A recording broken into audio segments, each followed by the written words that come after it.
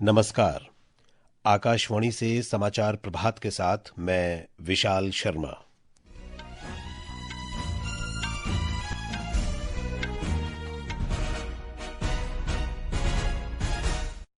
मुख्य समाचार। प्रधानमंत्री नरेंद्र मोदी आज जॉर्डन, इथियोपिया और ओमान की 3 देशों की यात्रा पर रवाना होंगे।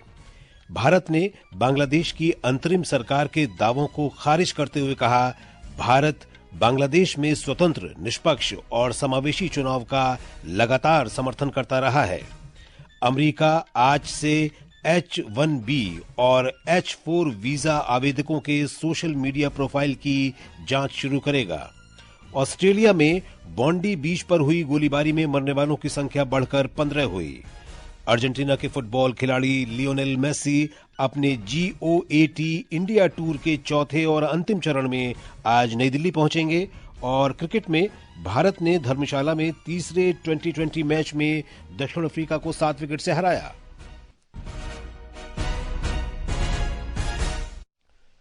और अब समाचार विस्तार से।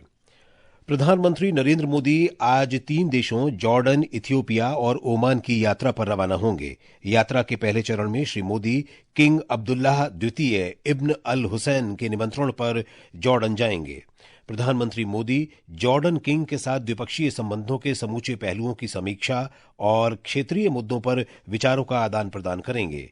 श्री मोदी की यात्रा दोनों देशों के बीच राजनयिक संबंधों की स्थापना की 75वीं वर्षगांठ पर हो रही है। हमारे संवाददाता ने बताया है कि भारत और जॉर्डन के बीच सहयोग आपसी रूप से मैत्रीपूर्ण संबंधों पर आधारित है। भारत और जॉर्डन के बीच संबंध गहरे ऐतिहासिक जुड़ाव, आपसी सम्मान और राजनीतिक, आर्थिक तथा रणनीतिक क्षेत्रों में बढ़ते सहयोग पर आधारित हैं। आधुनिक दौर में भारत की स्वतंत्रता के बाद राजनीतिक सहयोग को गति मिली है और जॉर्डन पश्चिमी एशिया में भारत का एक महत्वपूर्ण साझेदार बनकर उभरा है। दोनों देशों के द्विपक्षीय संबंध नियमित उच्च स्तरीय संपर्कों और नेतृत्व के स्तर पर गहरी समझ से परिभाषित होते हैं। किंग अब्दुल्ला द्वितीय कई अवसरों पर भारत का दौरा कर चुके हैं, जिनमें वर्ष 2018 की ऐतिहासिक यात्रा भी शामिल है। प्रधानमंत्री नरेंद्र मोदी का जॉर्डन दौरा लगभग 4 दशकों में किसी भारतीय प्रधानमंत्री की पहली पूर्ण द्विपक्षीय यात्रा है। यह यात्रा भारत जॉर्डन संबंधों को अधिक सुदृढ़ करने तथा दोनों देशों के बीच मित्रता तथा सहयोग को और मजबूत करने की दिशा में महत्वपूर्ण मानी जा रही है। जॉर्डन से विनोद कुमार की रिपोर्ट के साथ समाचार कक्ष से मैं राजेश मीणा।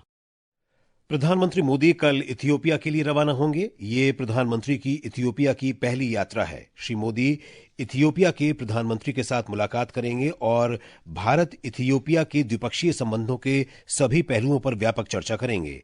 यात्रा के अंतिम चरण में प्रधानमंत्री ओमान जाएंगे और सुल्तान हैथम इब्न तारिक के साथ बैठक करेंगे। ये यात्रा दोनों देशों के बीच राजनयिक संबंधों की स्थापना के 70 वर्ष पूरे होने पर हो रही है। भारत ने बांग्लादेश की अंतरिम सरकार के आरोपों को स्पष्ट रूप से खारिज कर दिया है, जिसमें कहा गया था कि भारत पूर्व प्रधानमंत्री शेख हसीना को अपने समर्थकों के सामने भड़काऊ बयान देने की अनुमति दे रहा है। विदेश मंत्रालय ने कहा है कि भारत ने बांग्लादेश में शांतिपूर्ण माहौल में स्वतंत्र, निष्पक्ष, समावेशी और विश्वसनीय चुनाव कराने के अपने रुख को लगातार दोहराया है। इसके अलावा भारत ने कभी भी अपनी धरती का इस्तेमाल बांग्लादेश के हितों के विपरीत नहीं होने दिया। भारत को उम्मीद है कि बांग्लादेश की अंतरिम सरकार शांतिपूर्ण चुनाव कराने सहित आंतरिक कानून व्यवस्था सुनिश्चित करने के लिए सभी जरूरी कदम उठाएगी। रेलवे ने 25 राज्यों और केंद्र शासित प्रदेशों में विद्युतीकरण का 99% से अधिक कार्य पूरा कर लिया है। मंत्रालय के अनुसार 2019 से 2025 के बीच 33,000 किलोमीटर से अधिक रेल मार्गों का विद्युतीकरण किया गया है। ये लगभग जर्मनी के पूरे रेलवे नेटवर्क के बराबर है। तेलंगाना में ग्राम पंचायत चुनाव के दूसरे चरण में मतदान वाले सभी गांवों में 85% से अधिक मतदान हुआ है। राज्य चुनाव आयोग ने बताया है कि कुछ पदों को छोड़कर सभी पदों के परिणाम आज सुबह तक घोषित कर दिए गए हैं। दूसरे चरण में 3,911 सरपंच और 29,917 वार्ड सदस्य पदों के लिए चुनाव हुए। सत्तारूढ़ कांग्रेस समर्थित उम्मीदवारों ने जीत का सिलसिला जारी रखते हुए राज्य में ग्राम पंचायत चुनावों के दूसरे चरण में लगभग 2,000 सरपंच पद जीते हैं। इसके बाद मुख्य विपक्षी दल भारत राष्ट्र समिति के समर्थकों ने लगभग 1,000 पद और भारतीय जनता पार्टी समर्थित उम्मीदवारों ने लगभग 300 जबकि अन्य ने लगभग 450 पद जीते। निर्वाचन आयोग 2026 के पश्चिम बंगाल विधानसभा चुनावों से पहले ईवीएम के लिए प्रथम स्तर जांच प्रक्रिया को मजबूत कर रहा है। पश्चिम बंगाल के बाहर से 5 नोडल अधिकारी राज्य में एफएलसी प्रक्रिया की निगरानी कर रहे हैं। भारतीय जनता पार्टी संसदीय बोर्ड ने बिहार के मंत्री और 5 बार के विधायक नितिन नबीन को तत्काल प्रभाव से पार्टी का राष्ट्रीय कार्यकारी अध्यक्ष नियुक्त किया है। एक संगठनात्मक नेता के तौर पर जाने जाने वाले श्री नबीन अभी पटना जिले की बांकीपुर विधानसभा सीट से विधायक हैं। वे नीतीश कुमार के नेतृत्व वाली बिहार सरकार में सड़क निर्माण विभाग के मंत्री हैं। 45 वर्षीय श्री नबीन पार्टी के इतिहास में सबसे कम उम्र के कार्यकारी अध्यक्ष हैं। ये समाचार आकाशवाणी से प्रसारित किए जा रहे हैं। ताजा समाचार जानने के लिए आप हमारे social media handle x@AIR News Hindi को फॉलो कर सकते हैं। समाचार प्रभात में आपका फिर स्वागत है। अमेरिकी सरकार आज से सोशल मीडिया प्रोफाइल की जांच सहित H-1B और इसके आश्रित H-4 वीजा आवेदकों की गहन जांच पड़ताल शुरू करेगी। एक रिपोर्ट।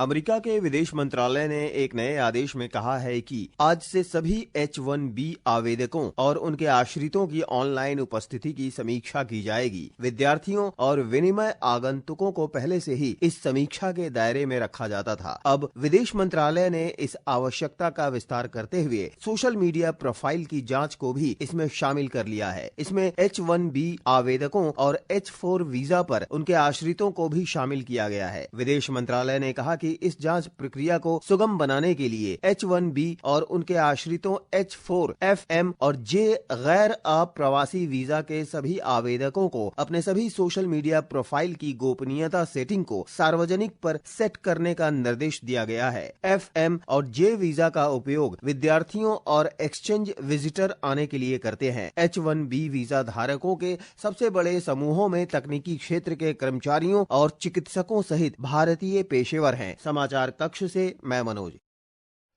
ऑस्ट्रेलिया में यहूदी उत्सव हनुक्का के पहले दिन सिडनी के बॉन्डी बीच पर हुई गोलीबारी में मरने वालों की संख्या बढ़कर 15 हो गई है। ऑस्ट्रेलिया की पुलिस ने इस गोलीबारी को आतंकवादी घटना कहा है। अधिकारियों के अनुसार कथित शूटर 50 वर्षीय पिता और 24 वर्षीय पुत्र थे। हमलावर पिता मारा गया और पुत्र पुलिस हिरासत में अस्पताल में है। घटना में 2 पुलिस अधिकारियों सहित 42 लोग घायल हुए हैं। घटनास्थल से 6 बंदूकें और 2 IED भी बरामद किए गए हैं। ऑस्ट्रेलिया के प्रधानमंत्री एंथनी अल्बनीज ने इस हमले की निंदा करते हुए इसे आतंकवादी हमला बताया है। ये खुशी और उत्सव का समय होना चाहिए, न कि हिंसा का। ये यहूदी विरोधी और आतंकवादी कृत्य था जिसने हमारे देश पर प्रहार किया। ऑस्ट्रेलिया के यहूदियों पर हमला प्रत्येक ऑस्ट्रेलियाई नागरिक पर हमला है। हर ऑस्ट्रेलियाई नागरिक को निर्भयता के साथ जीवन यापन का अधिकार है। हमारे देश में घृणा या आतंकवाद के लिए कोई स्थान नहीं है। प्रधानमंत्री नरेंद्र मोदी ने इस बर्बरतापूर्ण आतंकी हमले की कड़ी निंदा की है। एक सोशल मीडिया पोस्ट में श्री मोदी ने घटना में मारे गए लोगों के परिजनों के प्रति संवेदना व्यक्त की है।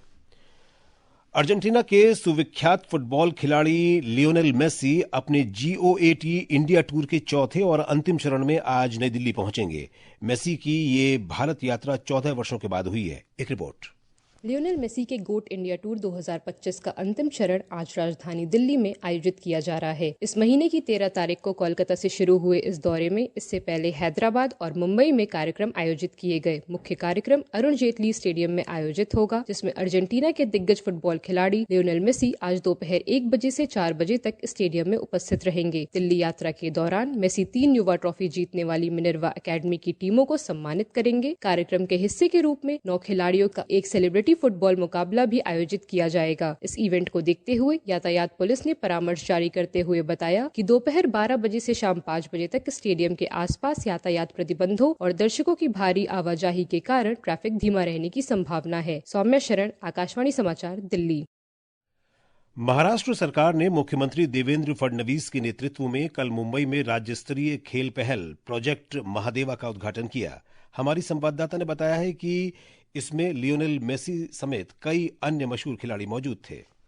मुंबई के वानखेड़े स्टेडियम में कल प्रोजेक्ट महादेव का भव्य शुभारंभ किया गया। इस अवसर पर विश्व प्रसिद्ध फुटबॉल खिलाड़ी लियोनेल मेसी, अर्जेंटीना के पूर्व खिलाड़ी लुइस सुआरेस, रोड्रिगो दे पोल, भारत रत्न सचिन तेंदुलकर, प्रसिद्ध भारतीय फुटबॉल खिलाड़ी सुनील छेत्री तथा भारतीय फुटबॉल टीम के कप्तान राहुल भेके सहित कई गणमान्य व्यक्ति उपस्थित थे। मुख्यमंत्री देवेंद्र फडणवीस ने कहा कि प्रोजेक्ट महादेव राज्य के 13 वर्ष से कम आयु के प्रतिभाशाली फुटबॉल खिलाड़ियों को पहचान कर उन्हें गुणवत्ता का प्रशिक्षण देने की एक महत्वपूर्ण पहल है। कार्यक्रम का सबसे यादगार क्षण तब देखने को मिला जब फुटबॉल के दिग्गज लियोनेल मेसी ने अपनी हस्ताक्षर की गई अर्जेंटीना जर्सी भारतीय फुटबॉल के आइकन सुनील छेत्री को भेंट की, जो दो महान फुटबॉल खिलाड़ियों के बीच आपसी सम्मान का प्रतीक बन गया। प्रार्थना, आकाशवाणी समाचार, मुंबई।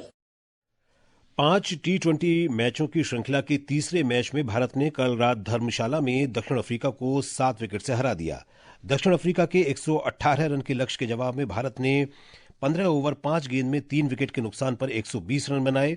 भारत के लिए अर्शदीप सिंह, हर्षित राणा, वरुण चक्रवर्ती और कुलदीप यादव ने 2-2 विकेट लिए। इस जीत के साथ भारत 5 मैचों की श्रृंखला में 2-1 की बढ़त बना चुका है। श्रृंखला का चौथा मैच बुधवार को लखनऊ में खेला जाएगा।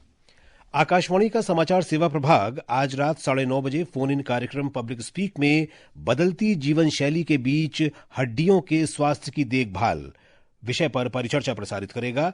इस कार्यक्रम में नई दिल्ली के अखिल भारतीय आयुर्विज्ञान संस्थान के ऑर्थोपेडिक्स विभाग के प्रोफेसर डॉक्टर विजय कुमार और राम मनोहर लोहिया अस्पताल की वरिष्ठ फिजियोथेरेपिस्ट डॉक्टर श्वेता भाग लेंगी। श्रोता हड्डियों से संबंधित बीमारियों के लक्षणों, प्रारंभिक पहचान और उपचार के बारे में प्रश्न पूछ सकते हैं। ये समाचार हमारी वेबसाइट www.newsonair.gov.in और हमारे news on AIR mobile app पर भी उपलब्ध हैं। और अब आज के समाचार पत्रों की सुर्खियों के साथ हैं नवीन सक्सेना। धन्यवाद विशाल। भारतीय जनता पार्टी के नए कार्यकारी अध्यक्ष की नियुक्ति आज के सभी अखबारों के मुख्य पृष्ठ पर है। अमर उजाला की सुर्खी है, भाजपा में पीढ़ीगत बदलाव, नितिन नबीन अब तक के सबसे युवा कार्यकारी अध्यक्ष। हिंदुस्तान लिखता है, नबीन भाजपा की भावी राजनीति का चेहरा, अगले माह संभावित राष्ट्रीय अध्यक्ष के चुनाव में संभाल सकते हैं पार्टी की कमान। ऑस्ट्रेलिया के सिडनी में समुद्र तट पर अंधाधुंध गोलीबारी को भी अखबारों ने प्रमुखता से दिया है। गैस चैम्बर बना दिल्ली एनसीआर। दैनिक जागरण लिखता है, राष्ट्रीय राजधानी की हवा हुई दमघोटू, AQI रहा 461 पर। कोविड टीकाकरण को मिली क्लीन चिट, अचानक मौतों से कोई संबंध नहीं। दैनिक ट्रिब्यून लिखता है, 18 से 45 वर्ष की आयु के लोगों पर एम्स दिल्ली के एक अध्ययन के अनुसार कोविड टीकाकरण और युवाओं की अचानक मौत के बीच कोई संबंध नहीं पाया गया। धन्यवाद नवीन। और अब अंत में मुख्य समाचार एक बार फिर। प्रधानमंत्री नरेंद्र मोदी आज जॉर्डन, इथियोपिया और ओमान की 3 देशों की यात्रा पर रवाना होंगे। भारत ने बांग्लादेश की अंतरिम सरकार के दावों को खारिज करते हुए कहा, भारत बांग्लादेश में स्वतंत्र, निष्पक्ष और समावेशी चुनाव का लगातार समर्थन करता रहा है। अमेरिका आज से H-1B और H-4 वीजा आवेदकों के सोशल मीडिया प्रोफाइल की जांच शुरू करेगा।